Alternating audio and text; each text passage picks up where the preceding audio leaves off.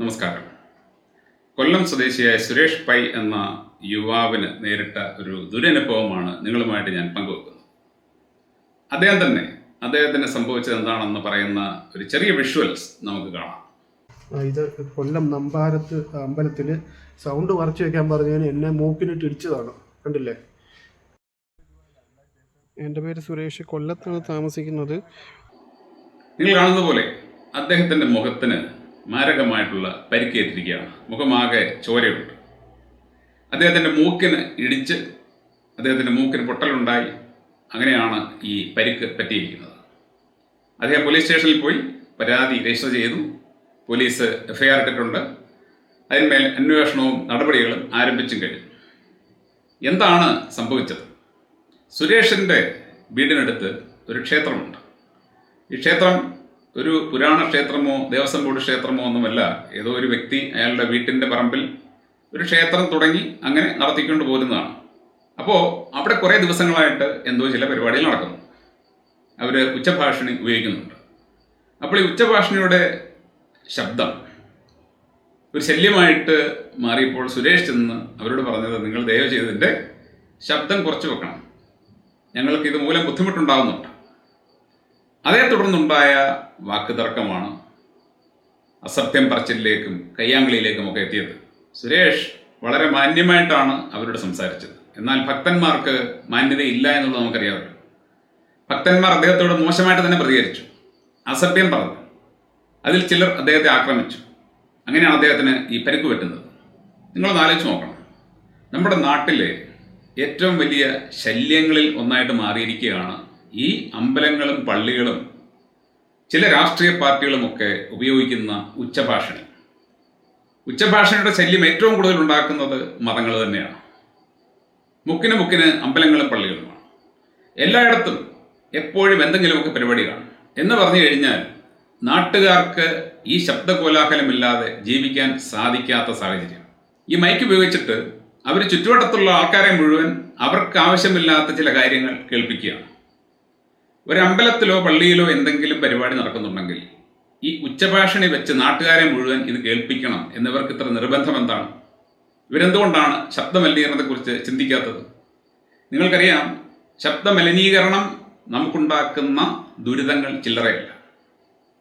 നിരന്തരമായിട്ട് നമ്മൾ ആവശ്യമില്ലാത്ത കാര്യങ്ങൾ കേട്ടുകൊണ്ടിരുന്നാൽ, ഉച്ചഭാഷണിയിലൂടെ കേട്ടുകൊണ്ടിരുന്നാൽ പലവിധ രോഗങ്ങൾ നമുക്കുണ്ടാകും എന്നുള്ളത് ശാസ്ത്രീയമായിട്ട് തെളിയിക്കപ്പെട്ടിട്ടുള്ളതാണ്. അതേപോലെ തന്നെ ഒരു വീട്ടിൽ ഒരു വ്യക്തി രോഗിയായി കിടപ്പുണ്ടെങ്കിൽ ഈ ശബ്ദകോലാഹലം അയാളെ എത്രമാത്രം അലോസരപ്പെടുത്തും. പഠിക്കുന്ന കുട്ടികൾക്ക് എങ്ങനെ ശ്രദ്ധയോടെ പഠിക്കാൻ പറ്റും? ധാരാളം ആൾക്കാർ വീടുകളിലിരുന്ന് ജോലി ചെയ്യുന്നുണ്ട്, വർക്ക് ഫ്രം ഹോം. അവർക്ക് എങ്ങനെ കോൺസെൻട്രേഷനോടെ ശ്രദ്ധയോടെ ജോലി ചെയ്യാൻ പറ്റും? പലപ്പോഴും ഇങ്ങനെ ജോലി ചെയ്യുന്ന ആൾക്കാർക്ക് അവരുടെ സ്ഥാപനങ്ങളോട് ഫോണിൽ സംസാരിക്കേണ്ടി വരും. അങ്ങനെ ഫോണിൽ സംസാരിക്കുമ്പോൾ ഉച്ചഭാഷണി തൊട്ടപ്പുറത്ത് കിടന്ന് ബഹളം ഉണ്ടാക്കുന്നുണ്ടെങ്കിൽ ഫോണിൽ കൂടി പറയുന്നത് ശരിയായിട്ട് കേൾക്കാൻ പറ്റില്ല. വീട്ടിൽ തന്നെ ഒരു മുറിയിൽ നിന്നും മറ്റൊരു മുറിയിലേക്ക് ഒരാളെ വിളിച്ചു കഴിഞ്ഞാൽ അതിനപ്പുറത്ത് ഒരു ഉച്ചഭാഷണി കിടന്ന് ബഹളം ഉണ്ടാക്കുന്നുണ്ടെങ്കിൽ അയാൾക്ക് കേൾക്കാൻ പറ്റില്ല. ഇങ്ങനെ നിരവധി പ്രശ്നങ്ങൾ ഈ ഉച്ചഭാഷയുടെ ഉപയോഗം മൂലം ഉണ്ടാകുന്നുണ്ട്. റോഡുകളിൽ അപകടം ഇവ ഉണ്ടാക്കുന്നുണ്ട്. നമ്മളൊരു വളവ് തിരിഞ്ഞ് ചെല്ലുമ്പോൾ എതിരെ ഒരു വണ്ടി വരുന്നതിൻ്റെ ശബ്ദം നമ്മൾ കേൾക്കുന്നത് മറ്റ് ശബ്ദങ്ങളൊന്നും ഇല്ലാത്തപ്പോഴാണ്. എന്നാൽ അവിടെ ഉച്ചഭാഷണി വെച്ച് അത് കടന്ന് ബഹളം ഉണ്ടാക്കിക്കൊണ്ടിരിക്കുകയാണെങ്കിൽ നമ്മൾക്ക് ഇങ്ങനെ വണ്ടി വരുന്നത് കേൾക്കാൻ പറ്റില്ല. ഇങ്ങനെ നിരവധി പ്രശ്നങ്ങൾ ഇതുമൂലം ഉണ്ടാകുന്നുണ്ട്. അപ്പോൾ ഇതെന്തുകൊണ്ടാണ് നമ്മുടെ നാട്ടിലെ അമ്പലങ്ങളും പള്ളികളും ഒക്കെ നടത്തുന്ന ആൾക്കാർക്ക് തിരിച്ചറിയാൻ കഴിയാത്തത്? ഉച്ചഭാഷണികളുടെ ഉപയോഗത്തിനുള്ള നിയമനിർമ്മാണമൊക്കെ ഉണ്ട്. പക്ഷേ എന്ത് നിയമമുണ്ടെങ്കിലും അതിനെയൊക്കെ മറികടക്കുന്ന ഒരു രീതിയാണ് നമുക്കുള്ളത്. നിയമങ്ങൾ അനുസരിക്കാനല്ല, ലംഘിക്കാനുള്ളതാണെന്ന് ഇവിടുത്തെ പൊതുജനം വിശ്വസിക്കുന്നു. അപ്പോൾ ഇങ്ങനെയുള്ള ഒരു സാഹചര്യത്തിൽ എനിക്ക് നമ്മുടെ അമ്പലങ്ങളും പള്ളികളും നടത്തിക്കൊണ്ട് പോകുന്നവരോട് പറയാനുള്ളത്, നിങ്ങൾ ദയവ് ചെയ്ത് മനസ്സിലാക്കണം, ഉച്ചഭാഷിണി എന്ന് പറയുന്ന സാധനം നമ്മൾ ഉപയോഗിക്കുന്നത് നമ്മൾ ഒരു സ്ഥലത്ത് കുറച്ച് ആൾക്കാരെ അഭിസംബോധന ചെയ്ത് പ്രസംഗിക്കുന്നു, അല്ലെങ്കിൽ ഒരു പ്രേയർ നടക്കും. അതവിടെ വന്നിരിക്കുന്ന ആൾക്കാർക്ക് കൃത്യമായിട്ട് കേൾക്കാൻ വേണ്ടി മാത്രമാണ്. അവിടെ സന്നിഹിതരായിരിക്കുന്ന ആൾക്കാർക്ക്, ഇപ്പോൾ ഒരാൾ പ്രസംഗിക്കുമ്പോൾ ഒരു ഓഡിറ്റോറിയത്തിൽ ഏറ്റവും പുറകിലിരിക്കുന്ന ആൾക്ക് മൈക്കില്ലാതെ പറഞ്ഞാൽ കേൾക്കാൻ പറ്റില്ല. അപ്പോൾ ആ വ്യക്തിക്ക് കൂടി കേൾക്കാൻ വേണ്ടിയാണ് നമ്മൾ ഉച്ചഭാഷണി ഉപയോഗിക്കുന്നത്. അങ്ങനെ ഉച്ചഭാഷണി ഉപയോഗിക്കുമ്പോൾ അത് അവർക്ക് കേൾക്കാൻ വേണ്ടി മാത്രമുള്ളതാണ് എന്ന ബോധം നമുക്ക് വേണം. അതിനപ്പുറത്തുള്ള ആൾ അത് കേൾക്കാൻ ആഗ്രഹിക്കുന്നില്ല, ആഗ്രഹിക്കുന്നെങ്കിൽ അയാൾ അവിടെ വന്നിരിക്കും. ഒരു അമ്പലത്തിൽ ഒരു പാരായണം നടക്കുമ്പോൾ ആ പാരായണം കേൾക്കാൻ ആഗ്രഹമുള്ളവർ ആ അമ്പലത്തിൽ വന്ന് അവിടെ ഇരിക്കും. അവരാണ് യഥാർത്ഥ ഭക്തർ. അവർ മാത്രം കേട്ടാൽ മതി. വീടുകളിലിരുന്ന് പഠിക്കുന്ന ഒരു കുട്ടി, അല്ലെങ്കിൽ വീട്ടുജോലി ചെയ്യുന്ന ഒരു അമ്മ, അല്ലെങ്കിൽ മറ്റെന്തെങ്കിലും ജോലി ചെയ്തുകൊണ്ടിരിക്കുന്ന ആൾക്കാർ, അവരെന്തിനാണിത് കേൾക്കുന്നത്? അവരെ കേൾപ്പിക്കേണ്ട ആവശ്യം എന്താണ്? അവർക്കത് ശ്രദ്ധിച്ച് കേൾക്കാൻ പറ്റും. ഇതുമൂലം ഉണ്ടാകുന്ന ബുദ്ധിമുട്ടുകൾ മൊത്തം അവരനുഭവിക്കുകയല്ലേ. അപ്പോൾ നമ്മൾ ഉച്ചഭാഷണി ഉപയോഗിക്കുന്നത് ഒരു ചെറിയ സ്ഥലത്ത് കൂടിയിരിക്കുന്ന ആൾക്കാർക്ക് അവിടെ നടക്കുന്ന കാര്യങ്ങൾ കൃത്യതയോടെ കേൾക്കാൻ വേണ്ടി മാത്രമാണ്. അതിനപ്പുറത്തേക്ക് ആ ശബ്ദം പോകാൻ പാടില്ല. ഈ ഒരു ബോധം എന്തുകൊണ്ടാണ് നമ്മുടെ ആരാധനാലയങ്ങൾ നിയന്ത്രിക്കുന്ന ആൾക്കാർക്ക് ഇല്ലാത്തത്? നിങ്ങൾ ഇനിയെങ്കിലും തിരിച്ചറിയണം, ഉച്ചഭാഷണി എന്ന് പറയുന്നത് ഒരു സോഷ്യൽ ന്യൂസൻസാണ്, ഒരു സാമൂഹിക ശല്യമാണ്, സമൂഹത്തിന് ഉപദ്രവമുണ്ടാക്കുന്ന ഒന്നാണ്. അതിൻ്റെ ഉപയോഗം നിങ്ങളാണ് നിയന്ത്രിക്കേണ്ടത്. പക്ഷെ നിങ്ങളങ്ങനെ സ്വയം അറിഞ്ഞ് നിയന്ത്രിക്കാത്തത് കൊണ്ട് ഞാനൊരു സർക്കാരിനോട് അപേക്ഷിക്കുകയാണ്, നിങ്ങൾ ഇതിനു വേണ്ടി ഒരു നിയമനിർമ്മാണം ഉണ്ടാക്കണം.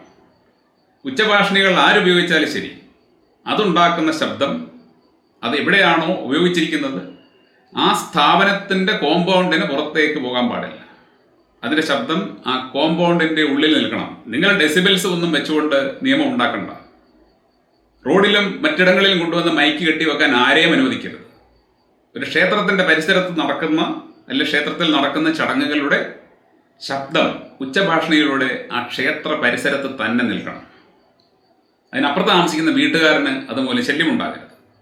ഞാൻ ഒരുപാട് ആൾക്കാരുമായിട്ട് കണ്ട് സംസാരിച്ചപ്പോൾ അവരെല്ലാവരും പറയുന്നത് അമ്പലത്തിനടുത്ത്, പള്ളിയുടെ അടുത്ത് വീട് വെച്ചത് വലിയ ശല്യമായി പോയി, വലിയ അബദ്ധമായി പോയി എന്നാണ്. ഇനി ഞങ്ങൾ എന്ത് ചെയ്യും? ഇത് വിറ്റിട്ട് എങ്ങോട്ട് പോകും? അപ്പോൾ ആൾക്കാരുടെ നിസ്സഹായം നിങ്ങൾ തിരിച്ചറിയണം. നിങ്ങൾ തന്നെ, എന്നെ കേൾക്കുന്ന നിങ്ങൾ തന്നെ ഒരു സർവേ എടുത്ത് നോക്കുക. അമ്പലങ്ങളുടെയും മറ്റും അടുത്ത് താമസിക്കുന്ന ആൾക്കാർ നിരന്തരമായിട്ട് ശല്യങ്ങൾക്കിരയാവുന്നുണ്ട്. പഴയ കാലത്ത് ക്ഷേത്രങ്ങളിലും മറ്റും കൊല്ലത്തിൽ 1-2 തവണ ഉത്സവമോ പാരായണമോ കാണും. അത് കഴിഞ്ഞാൽ പിന്നെ അത് തീർന്നു. എന്നാൽ ഇന്നങ്ങനെയല്ല. ഇന്ന് മുക്കിന് അമ്പലങ്ങളാണ്, പള്ളികളാണ്.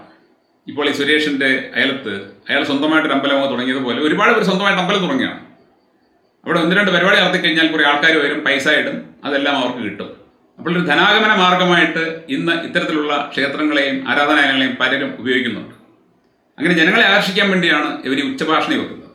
പക്ഷേ ഉച്ചഭാഷണി മറ്റുള്ളവർക്കൊരു ശല്യമാണ് എന്നുള്ള തിരിച്ചറിവ് ഇവർക്കില്ല. അതുകൊണ്ട് ഇത്തരക്കാരെ നിയന്ത്രിക്കാൻ ഗവൺമെൻറ് അതിശക്തമായ ഒരു നിയമം കൊണ്ടുവന്നേ പറ്റും. പോലീസുകാരെ കൊണ്ട് തന്നെ ഇതെല്ലാം മാനേജ് ചെയ്ത് പോകാൻ പറ്റില്ല. അപ്പോൾ ഇങ്ങനെ ഉച്ചഭാഷണിയിലൂടെ ജനങ്ങൾക്ക് ശല്യമുണ്ടാക്കുന്നവർക്കെതിരെ ശക്തമായിട്ടുള്ള നിയമ നടപടി സ്വീകരിക്കുന്ന ഒരു നിയമം നമ്മുടെ സംസ്ഥാനത്തിന് ഇപ്പോൾ അനിവാര്യമായിരിക്കുകയാണ്. നമ്മുടെ നാട്ടിലെ ആരാധനാലയങ്ങൾ നടത്തുന്ന ആൾക്കാർക്ക് സ്വയം ചിന്തിക്കാൻ കഴിവില്ലാത്തതുകൊണ്ട് ദൈവവിശ്വാസത്തിൻ്റെ പേരിൽ ഇവർ കാട്ടിക്കൂട്ടുന്ന ഈ കോപ്രായം മറ്റുള്ളവർക്ക് വലിയ ശല്യമാണെന്നുള്ള തിരിച്ചറിവ് ഇവർക്കില്ലാത്തതുകൊണ്ട് അവർ ചെയ്യുന്നത് വൃത്തികേടാണ്, ഇങ്ങനെ ചെയ്യാൻ പാടില്ല എന്ന് ആരെങ്കിലും ചെന്ന് പറഞ്ഞാൽ അവരോട് ഇപ്പോൾ സുരേഷോട് പെരുമാറിയ പോലെയുള്ള പെരുമാറ്റമാണ് ഇവരെടുക്കുന്നത്. അപ്പോൾ ആരാണ് ഇവരോട് സംസാരിക്കാൻ പോവുക? അമ്പലം, പള്ളി മുതലായ വിഷയങ്ങളിൽ ആരും അഭിപ്രായം പറയത്തില്ല. കാര്യം എന്ന് പറഞ്ഞാൽ അത് ഭക്തിയുടെ കാര്യമാണ്. ഭക്തി എന്ന് പറഞ്ഞു കഴിഞ്ഞാൽ ഇതാണോ? നാട്ടുകാരെ ശല്യപ്പെടുത്തിക്കൊണ്ട് നടത്തുന്ന കോപ്രായമാണ് ഭക്തി. അതുകൊണ്ട് ദയവ് ചെയ്ത് ഇവിടെ ഞാൻ ഈ പറഞ്ഞ 2 കാര്യങ്ങളിലൊന്ന് സംഭവിച്ചാൽ മതിയാവും. ഒന്നുകിൽ അമ്പലങ്ങളും പള്ളികളും ശബ്ദമലിനീകരണം ഉണ്ടാക്കില്ല എന്ന് തീരുമാനിക്കുക. ഇങ്ങനെ ഒരു മാറ്റത്തിലേക്ക് നമ്മുടെ ആരാധനാലയങ്ങൾ പോകുന്നില്ല എങ്കിൽ ഇവരെ നിയന്ത്രിക്കാൻ സർക്കാർ നിയമം ഉണ്ടാക്കണം. Thank you.